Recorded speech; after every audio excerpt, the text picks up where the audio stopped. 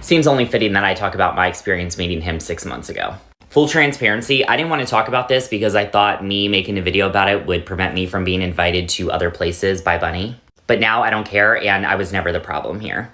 Bunnie and I have been friends on social media for quite some time, and we were both in Nashville at the same time, so she invited me and my husband to the Grand Ole Opry that night. It was a really big deal for us because we had never been invited to something like that, and we're both huge fans of country music. The first person that I saw when I went backstage was Jeffree Star. I thought that I had opened a wrong door, and all of a sudden I was in 2008. My husband doesn't even have social media, so he had no idea who Jeffree Star even was.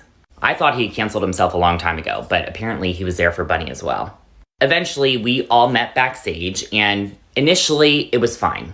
Then at some point throughout the night, me, Bunnie, Jeffree, my husband, a couple other people on Bunnie's team were all talking about haters online. My husband said, yeah, that's why I try and tell Jordan to not post in real time while we're out of town because people are crazy and we've gotten death threats before. Jeffree looked at my husband and said, oh, I think you're giving yourself too much credit because who the fuck are you? Whew.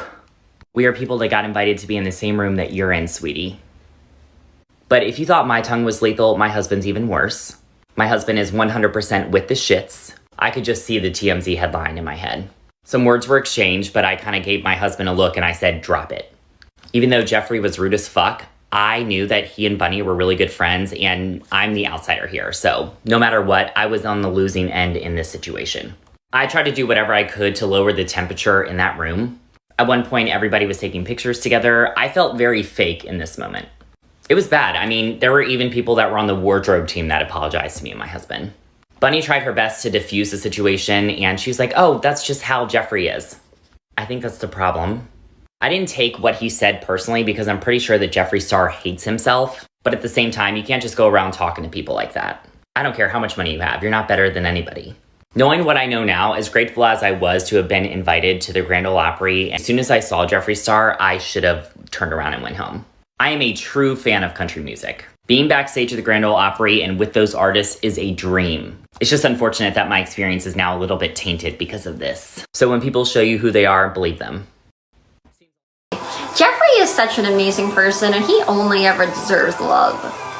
So like what some people want to like go on and try to say for like attention or I think jealousy of him being such an amazing person, I don't care about that. TikToker lie about Jeffree Star? Let's talk about it. Is this TikToker on Jeffree's payroll and trying to gas up the situation? Well, vroom vroom, bitch, let's talk about it. I'm a lot of things, but a liar is not one. I saw that Jeffree called me venomous, that I'm lying, I made the whole thing up. I also saw that you said I made this all up because Jeffree has makeup coming out. I've had Jeffree blocked for months, and I don't even wear makeup, so how the fuck would I know that? This all happened on June 5th. As you can see here, people in my life have known about this for quite a while. My story has not changed one word.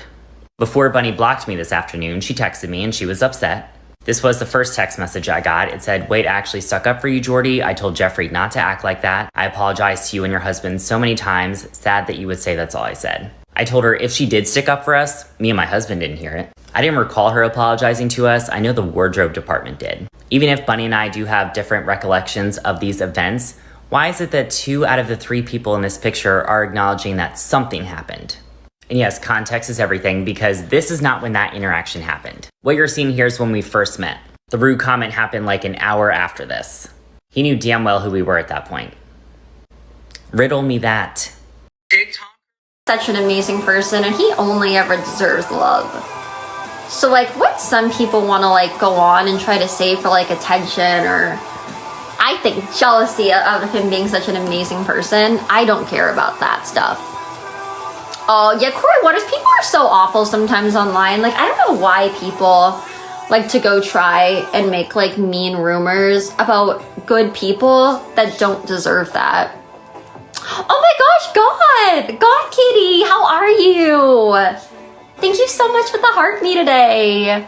Michaela, I'm so sorry to hear that you are getting hate. I can relate, definitely, guys, because, like, I've definitely gotten a lot of hate online, but don't listen to that.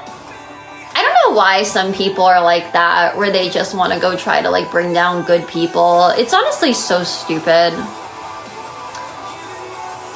It's like, people need to get a life. Such an amazing person.